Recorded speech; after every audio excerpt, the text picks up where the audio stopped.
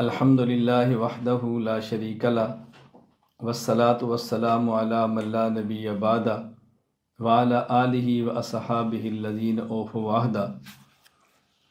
اسلامی عقائد سبق نمبر 3، تقدیر سے متعلق عقائد۔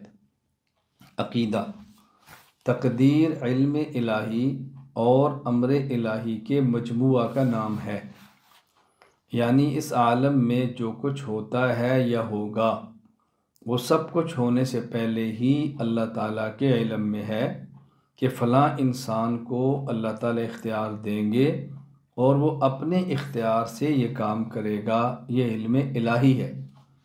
اور اللہ تعالیٰ اپنے علم کے موافق ہر چیز کو پیدا فرمانے سے پہلے یہ لکھ دیتے ہیں کہ فلاں بندہ اپنے اختیار سے یہ کام کرے گا اور یہ امر الہی ہے۔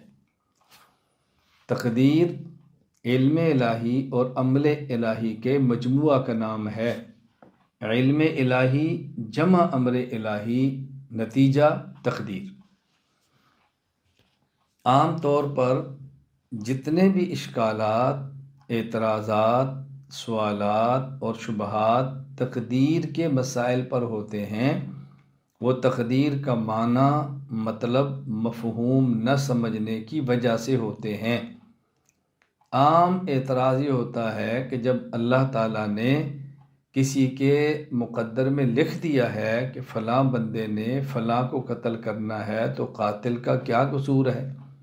جب اللہ تعالیٰ نے لکھ دیا ہے کہ فلاں بندے نے فلاں کا حق کھانا ہے تو حق کھانے والے کا کیا قصور ہے؟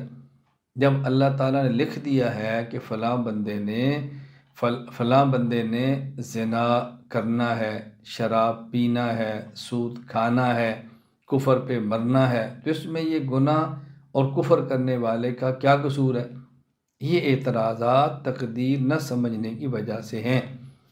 عام بندہ سمجھتا ہے چونکہ اللہ تعالیٰ نے لکھ دیا ہے لہٰذا ہو کر رہنا ہے۔ تقدیر کا معنی یہ ہے کہ اللہ کے علم میں تھا میں فلاں بندے کو اختیار دوں گا اور یہ بندہ یہ کام کرے گا، تو اللہ تعالیٰ نے لکھ دیا۔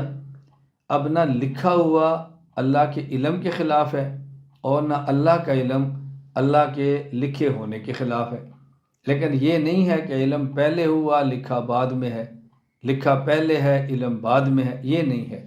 اللہ تعالیٰ کی جس طرح ذات ہمیشہ سے ہے، اسی طرح اللہ تعالیٰ کی صفات بھی ہمیشہ سے ہیں۔ یہ مختصر سی تشریح ذہن میں رکھیں، باقی تقدیر کے متعلق زیادہ گفتگو نہ کریں، اس سے ایمان کے ختم ہونے کا اندیشہ ہوتا ہے اور بس اوقات بالیقین ایمان ختم ہو جاتا ہے۔ کیوں؟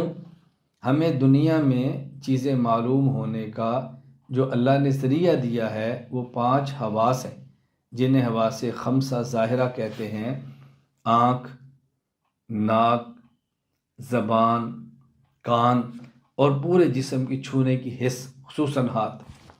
اور جہاں ان کا دائرہ ختم ہو جاتا ہے پھر اس کے بعد عقل ہے، اور جہاں عقل کا دائرہ ختم ہوتا ہے اس کے بعد وحی ہے۔ تو وحی سے معلوم ہونے والی، عقل سے معلوم ہونے والی چیزیں وہ حواس کے خلاف نہیں ہوتی، حواس سے بالا ہوتی ہیں، اور جو وحی سے چیزیں معلوم ہوتی ہیں وہ عقل کے خلاف نہیں ہوتی، عقل سے بلند ہوتی ہیں۔ عقل کے مخالف ہونا اور ہے اور عقل سے بلند ہونا اور ہے، اس کو بہت اچھی طرح ذہن نشین فرما لیں۔ عقیدہ: اللہ تعالیٰ کے جو فیصلے بندہ کے نفس، خواہش اور مزاج کے موافق ہوں ان کو تقدیر خیر، اور جو فیصلے نفس، خواہش اور مزاج کے خلاف ہوں انہیں تقدیر شر کہتے ہیں، وگرنہ اللہ تعالیٰ کے سارے فیصلے اپنی ذات کے اعتبار سے خیر ہی ہوتے ہیں۔ تقدیر کی ایک قسم تقدیر خیر ہے اور ایک قسم تقدیر شر ہے، تو یہ ذہن میں نہ آئے چونکہ تقدیر اللہ کے فیصلے ہیں اور ایک تقدیر شر ہے تو اللہ کے بعض فیصلے شر بھی ہوتے ہیں، نہ، ہرگز کا معنی یہ نہیں۔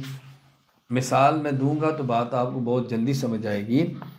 اگر کسی شخص نے کسی کو قتل کر دیا اور عدالت میں کیس چلا، عدالت نے قاتل کو سزائے موت دے دی، اب یہ عدالت کا فیصلہ، قاتل کو سزائے موت دینے کا یہ فیصلہ عدل کے مطابق ہے، درست ہے، بہتر ہے، لیکن دنیا میں کوئی شخص اس قاتل کو یا قاتل کے گھر والوں کو جا کر مبارکباد نہیں دیتا۔ مبارک ہو، عدالت نے بالکل قانون اور عدل کے مطابق ٹھیک فیصلہ کیا ہے، بلکہ لوگ جا کر کہتے ہیں کہ ہمیں بہت افسوس ہوا ہے کہ آپ کے بیٹے کو عدالت نے سزائے موت دے دی۔ یہ افسوس اس بات کا نہیں ہے کہ عدالت نے فیصلہ ٹھیک کیوں کیا ہے، افسوس اس بات کا ہے کہ اس بچے نے قتل کیا، سزائے موت ہو گئی، اب ہم اس بچے سے محروم ہو جائیں گے۔ تو وہ جو ایک طبیعت پر غم ہے نا جدائی کا، یہ اس کا افسوس ہو رہا ہے۔ اسی طرح اللہ تعالیٰ بندے کے حق میں بعض وہ فیصلے کرتے ہیں جو بندے کو بہت اچھے لگتے ہیں۔ اللہ تعالیٰ نے فیصلہ کیا، بندے کی شادی ہوئی، اللہ تعالیٰ نے اولاد عطا فرما دی، بندہ کتنا خوش ہے۔ لیکن چند دن بعد وہی بچہ فوت ہو گیا تو بندہ کتنا پریشان ہے۔